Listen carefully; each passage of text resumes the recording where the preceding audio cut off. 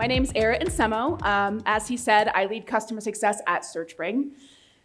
I've only been at SearchSpring for about 10 months, which is relevant to this conversation for reasons you'll see in a moment.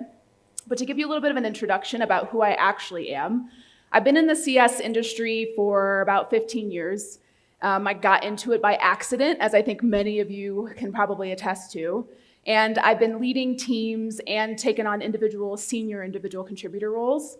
I've had experience working with both VC-backed and PE-backed companies, ranging from ed tech to e-commerce to IoT connectivity, which was a very interesting detour in my career. And I'm back in e-commerce now. I've managed customers worldwide, including actually standing up and leading a team in the UK. And I currently lead a team of global CSMs and AMs, driving retention and expansion. And I specialize in creatively solving problems with limited resources, as we can all probably relate to, with a people-first and customer-first mindset. So today we're gonna talk about AI. It's the topic du jour. I think everyone is maybe sick of hearing about it, I don't know. But I wanna talk a little bit about how we can leverage AI as CS leaders to really unlock some of the things that seem a little bit like they're blocked for us. And I wanna start by saying AI obviously has its limits. I don't know how many of you have actually seen this floating around the internet, but if you ask ChatGPT how many R's there are in strawberry, it tells you there are 2. That is not correct. And I think a lot of people are holding this up as an example of how, don't use ChatGPT, it could be wrong. You see a lot of things bubble up in the headlines about someone who used it to do something weird and got called out in court or called out in a meeting or wrote something weird in an email. And I want us to bear that in mind, that of course it has its limits, but we can still treat it like a co-pilot in the work that we're doing every day. And so today, we're thinking a little bit more about, okay, what are the fears? Everyone's afraid of AI in some form or fashion. We've heard it even mentioned today about so much of what a CSM does, we're talking about CSMs, in theory, could be replaced by AI, right? If AI can summarize your calls and write your emails and create your business review decks and answer customer support questions, like where does the CSM actually fit in anymore? And this is something I've been hearing from my team. I don't know if it's true for you all, but my team has had some concerns around like how we're gonna bring AI in, what's it actually gonna do to their day-to-day work. And then you see headlines like this that are just instilling more of that fear, right? Mass layoffs for AI and people replacing their entire support teams with AI chatbots. And while those things are happening, another thing is happening too, and that is companies are focused on hiring people who are AI first. So Customer Success 5.0, we've heard this a couple of times today, where if you are savvy around AI, not afraid of AI, want to dip your toe into AI, you're a lot more likely to succeed in the current climate. And these jobs, for example, in Intuit, this example, they laid off 1,800 people, but they plan to hire roughly the same amount just with AI-forward roles. You've seen it all over the place. Everything is AI-focused. Even SearchSpring, the company that I work for, released a new market position today that is AI-forward. So what does that mean as a CS leader? Right now, I think a lot of us get really focused on how we can make AI work to help with the processes of our teams. How can we optimize the processes of our teams with AI? How can we make their lives easier? How can we automate more things? How can we use AI to, analyze data for us? All of these things. But we're really thinking about it, at least me as a leader, I was thinking about it in terms of how I can optimize things for my team. I wasn't really thinking about it as a tool for me as a leader. I was very people-focused around it. And the one thing that kind of sticks with me about AI, especially when it comes to using ChatGPT, it's all about the prompt. Prompts is just another word for question. So you have to be good at asking questions in order to understand how AI can impact your day-to-day and your team's day-to-day. And so as a leader, I think focusing on the questions can help. This is true for AI, it's true for everything, really. So instead of asking, how can I incorporate AI into my CS team's workflows and efficiencies, which is what I was kind of noodling on when I joined the company, when I walked into SearchSpring, there was a lot of work that needed to be done. First, things like we didn't have CS tiers, we didn't have a full understanding of where all of our churn was coming from, really baseline table stakes things that as a CS leader I needed to concern myself with. And there was a lot of initiatives that I launched in my first 3 or 4 months at the company. When it got to around the 5th month mark, I was like, okay, we've launched a couple things, we've gotten a lot of progress, what do we need to do now? And I reframed it and said, okay, what problems exist for my CSMs? Now, we like to talk about our customers, right? What problems do our customers have? How can we solve our customers' problems? Which our product should be doing, to someone's point earlier. But how can I solve problems for my CSMs using AI? What could I do for that? And this is when I got into capacity planning thought. So one of the refrains that I heard from the moment I stepped into the role was that the CSM team was overloaded. I don't know about all of you, but I've never in my career heard a CSM say that they're bored, that they have plenty of time on their hands, that they can absolutely take on that project. They really want more customers to manage. Like, yes, please increase my number. I would love that. I haven't heard a CSM say that in my entire career. And now one can argue that market conditions now have exacerbated that, but it's always been a problem where CSMs feel like they've been overloaded, at least in the industries that I've been in the companies that I've worked for, the teams that I've led. So I'm like, okay, I've become one of those CS leaders that's kind of let this be the boy who cried wolf situation, where every CSM ever always is saying they're overloaded. It can't possibly be true 100% of the time. And so I kind of got blind to some of the realities and realized that I wasn't really listening to my team in a way that made it impactful for them. And so I actually was like, you know what, let me see if that's true. Let me validate whether or not my CSM team is actually overloaded. Now I'll tell you, not that I'm a Luddite or anything, like I love a new technology, but I am one of those like trust but verify kind of gals. And so, for example, when Uber came out, it took me 2 years from the time I first got into an Uber until I ever rode in an Uber alone, because I had been taught my entire life that you aren't supposed to get in a car with a stranger, especially not at night, especially not if you're inebriated. Like, that seems insane to me. And so for 2 years, I would only take Ubers with friends or with family or with a partner. And even the first time I did it by myself, it was under duress. I had no other way to get home.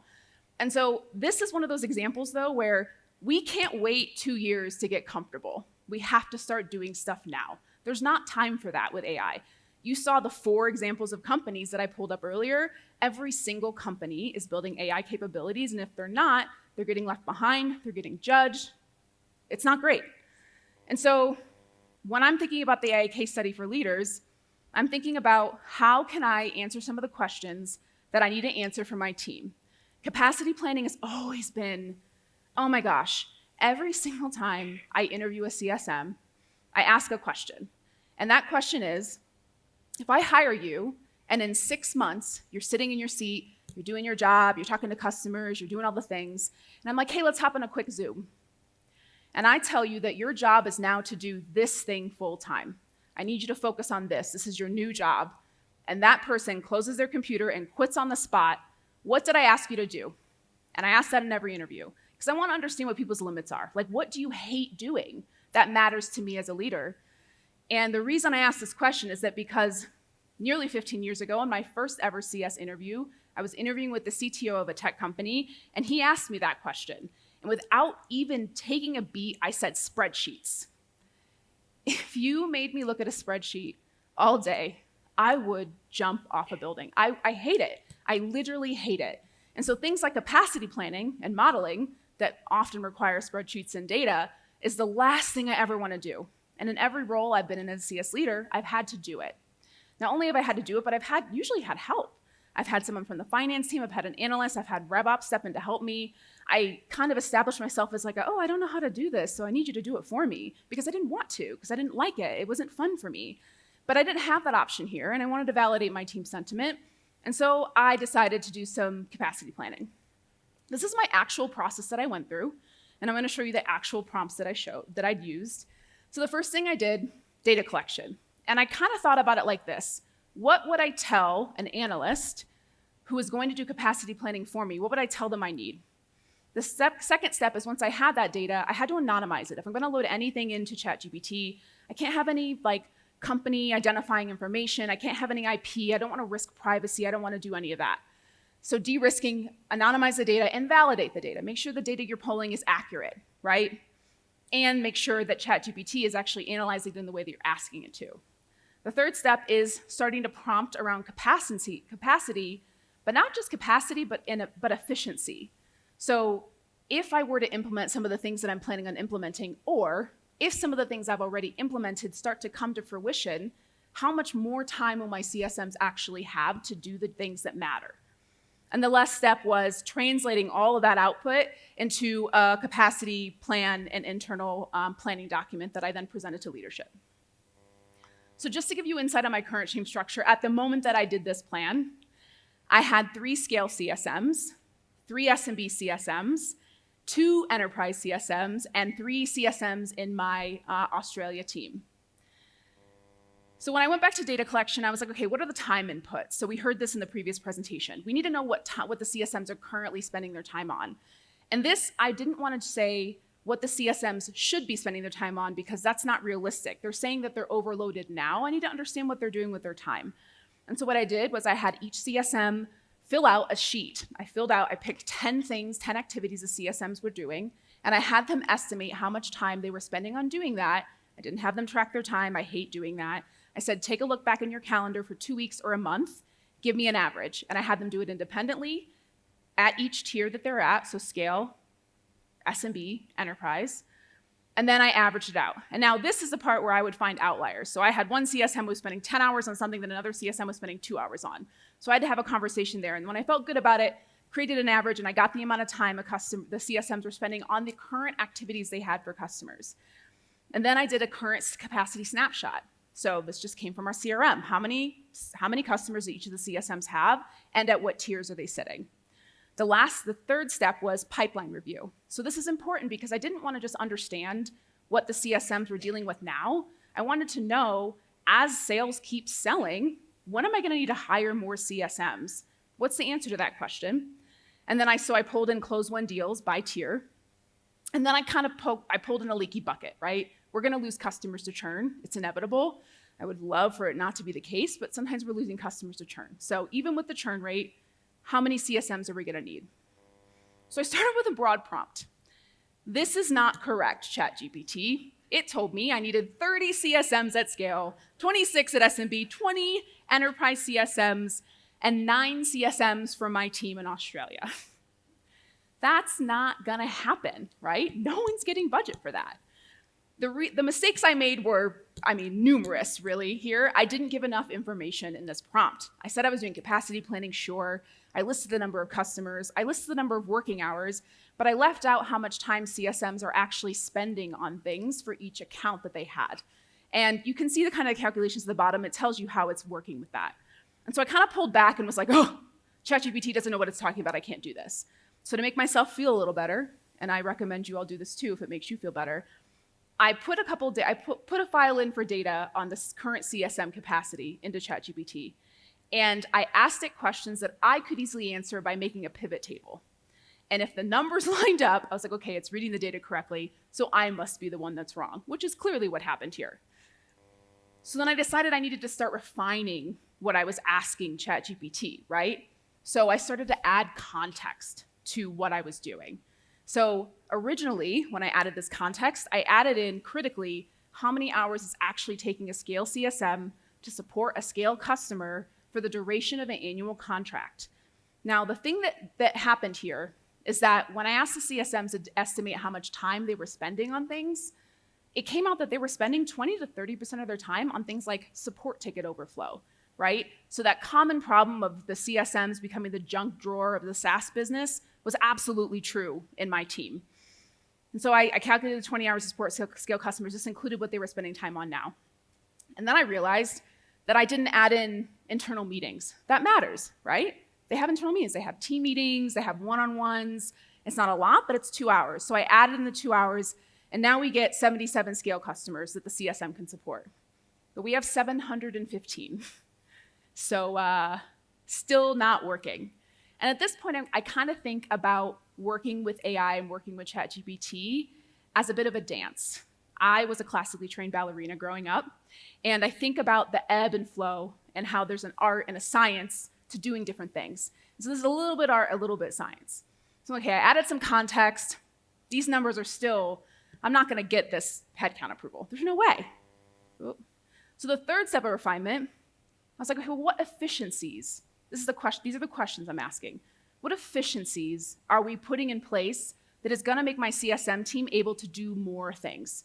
We already had some of that stuff in place. We had launched customer office hours, we had launched a customer newsletter, we had launched a customer community, all within the first quarter of this year. We hadn't yet seen those results pay off in terms of minimizing the number of tickets and things coming into my pooled CSM, my scale team. But I knew that they would come. And so I'm like, okay, I can assume some efficiency from that. I also know, as I said before, that 20 to 30% of their time is spent on things like support overflow, which that can be solved, not by me. Our support leader needed to do some things, and he was doing those things. So I can assume that at some point, that would start to decrease for my CSM team as well. So the other thing was things like capturing usage data. We had spotty usage data at best, which kind of left the CSMs in that very manual scattershot approach of managing accounts. We weren't bubbling up the things that they needed to see most readily. And so I knew that that was coming as well. I knew that I was gonna start leveraging some AI tools, which I needed budget for, which is one of the reasons why I want to do the capacity plan, and the offloading support activities. So I start to play with the efficiencies with the prompt. And you can see the number of CSMs go up every single time I add more efficiency. So first I add 15%, and that says, hey, 90 scale customers. This doesn't work still. Well, what about 30%? 110. What about 50%? Which, imagine increasing efficiency of your team by 50%. It seems wild, but again, 30% of their time was already spent on something that we knew for sure they didn't need to be doing and was definitely coming off their plates. So I started to feel more comfortable around this. I actually rounded 154 up to 160 because I like a round number. And I was like, okay, given that's the case, and we know how much time CSMs are spending on each account, we know how many accounts they currently have, we know how many accounts they probably should have, given what they're supposed to be doing and the outcomes we want, then I started to add in some of that pipeline data. So this isn't exactly accurate, but it's a good example. This is the actual prompt. The numbers are slightly different. If we added 7 new scale customers a month, and we had a 10% churn rate, which is wildly high, right? That's a really high, we don't want 10% churn. And it's not 10% churn, but I was trying to be as broad as I could. Then I asked, when would I have to hire another CSM? And it said, you're already 253 customers over capacity.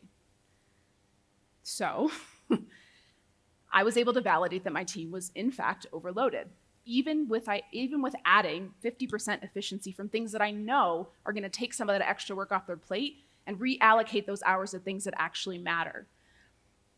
I took this information and I was like, hey, the team has been saying they're over capacity. We've been ignoring them for a long time because obviously every CSM is over capacity forever, always. But this has merit, and here's the impact of it. And so I actually, as a result of this, got immediate approval for 1 scale CSM hire, which we have now brought on board and is sitting on our team. So we went from 3 scale CSMs to 4 scale CSMs. This is an actual screenshot of a very tiny portion of my capacity plan. And I'll talk a little bit about what this means. A couple of things that I was able to do with this because I was prompting ChatGPT is I asked things like, if a CSM, instead of spending 30% of their time on support tickets, spent 30% of their time on building QBR decks, for example, because that's not automated for us yet, like, what does that do to their capacity? And so you can play around with it. And the other thing that this brought up for me is that without efficiency or automation, we were wildly over capacity. We were really, really far over. We could only have 47 accounts per enterprise CSM, which we were not at, let me tell you what. It was way over 100 and they were drowning. With efficiency and automation, which is what we want to get to, we get to 160 scale, 85 for SMB CSMs, and enterprise CSMs were at 75. The good news here was that while I was able to validate that scale and enterprise were over capacity, SMB actually really wasn't. SMB CSMs were on average managing between that 57 and that 85. There were some that were a little bit over, but that actually opened up coaching opportunities for me and for those managers. It's like, okay, if you feel like you're over capacity, you're not. What do we need to do differently? How do we need to be enabled so that you feel like you're actually taking ownership of your calendar, of your day, of your book of business? Some of the outcomes, though, is kind of where I want to focus here. Because I did this exercise, it also got me thinking, I've definitely been one of those CS leaders that when you've been in the industry for a really long time, you start to think of customer success as customer success, right? CSMs, maybe AMs, onboarding managers. That's about it. That's kind of the growth of it. But I was like, okay, well, I want all these automations. Who's going to run it? Maybe we need a program manager for the scale team. Maybe instead of another CSM to cover that additional overflow of capacity, we need someone who's going to build those programs out because we didn't have that right now. And so what this did was get me to think about how is it that I can enable my CSM team without maybe even hiring more CSMs in the first place, right? So I was like, okay, maybe we need a program manager to run our digital program. And we definitely need headcount. We definitely needed a headcount in enterprise. We definitely needed a headcount in APAC. So I put that into the 2025 budget. It is approved now, but you know how budgets go. They might just pull the rug out from under me, even though I did all this fancy work. New role creation with that program manager, but also I was able to shift someone from another team to take on a strategic role at our enterprise level because I realized that we didn't just need an enterprise CSM, we needed someone who was much more strategic at managing some of our larger accounts that weren't getting the love they needed. I got some budget approval for tools. I was able to mitigate some of the risk. The biggest risk, as I said before, I'm a very people-centric leader, was retention. The team was burnt out.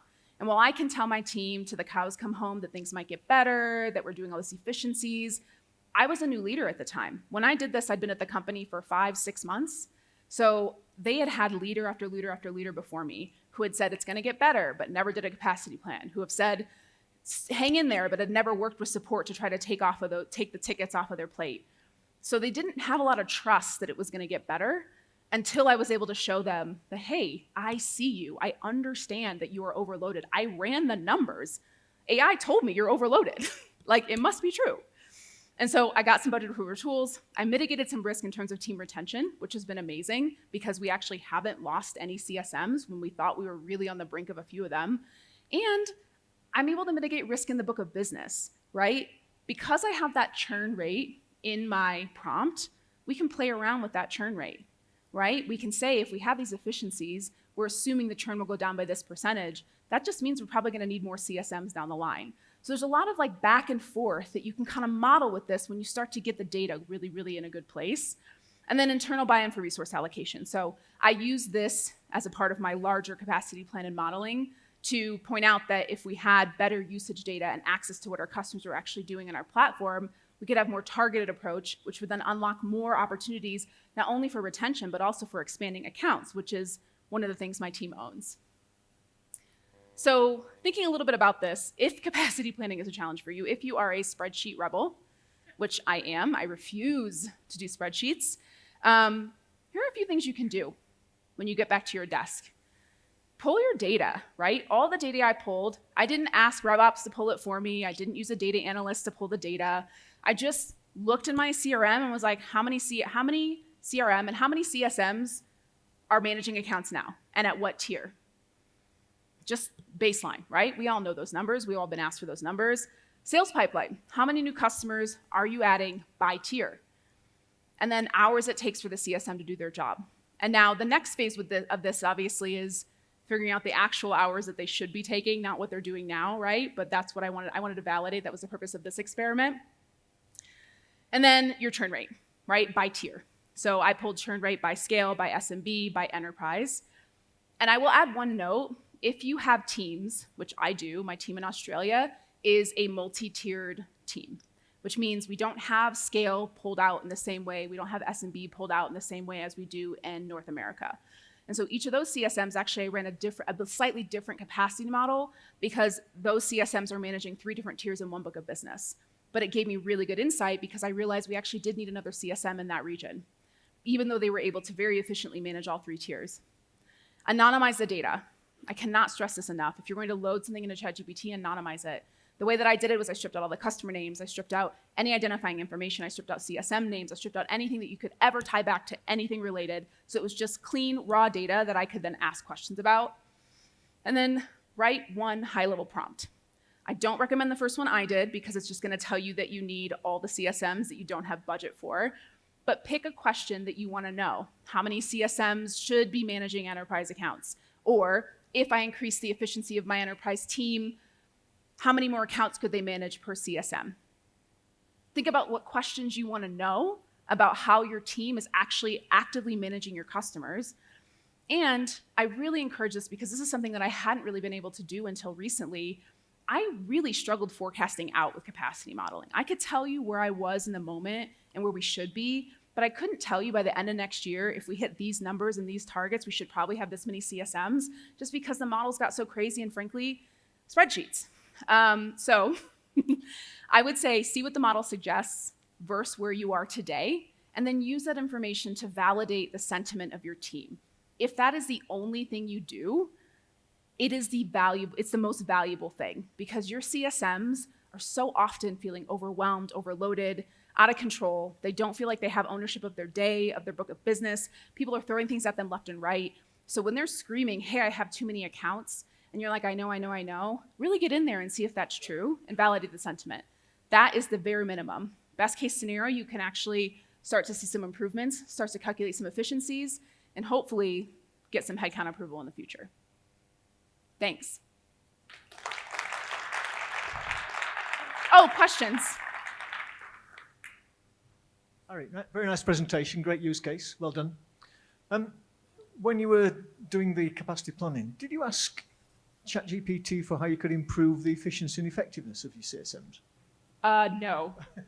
I didn't ask ChatGPT how it can improve the efficiency and effectiveness of CSMs, because we already had plans in place for that, for enablement, for processes, for new tools and technologies. But good question, yeah. Yeah.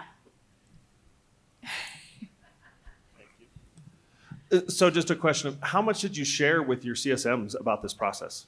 I shared with the managers that I was running through this process. We haven't walked through it as a full team yet, but they knew that I was doing it. I walked through that I was doing capacity modeling and that I was doing it in order to validate their feelings and also be able to go in the future and hire. Hi, Janelle. Hi. Where did you learn how to write your prompts? My brain. That's such a terrible answer, I know, but I'm a writer by trade, and so I honestly just played around with it until I started to see some results that worked well. Trial and error. Last question. Just how did you validate the models? Did you try ChatGPT versus Claude versus others? I only use ChatGPT. That's a great question. I did validate some of the data, like, again, using a spreadsheet after the fact to make sure that nothing was like wildly off. Because again, trust but verify. I didn't want to get into a 2 R's and strawberry situation, because I was putting this up for budget approval and like the C-suite was seeing it. Thank you. Thanks, everyone.